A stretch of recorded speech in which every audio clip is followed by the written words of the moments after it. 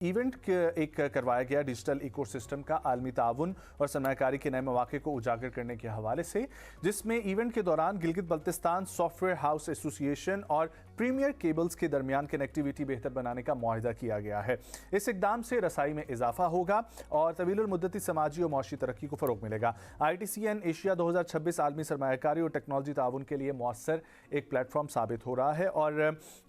اسی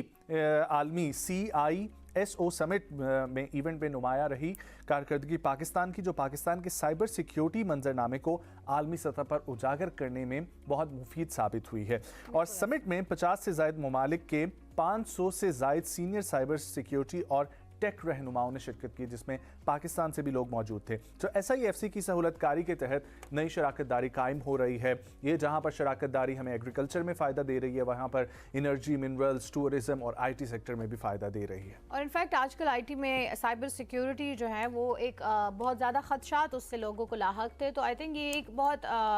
اچھا انیشیٹو لیا گیا ہے۔ 2 دن کی کانفرنس ہوئی ہے جس میں بہت سارے لوگوں سے، بہت سارے ممالک سے بہت سارے لوگوں نے شرکت کی اور سب نے اپنا پوائنٹ آف ویو بھی رکھا اور اسی انڈسٹری میں جو ہے اپنی کارناموں کو اور اپنے اقدامات جو لینا چاہ رہے ہیں آگے کے تحفظ،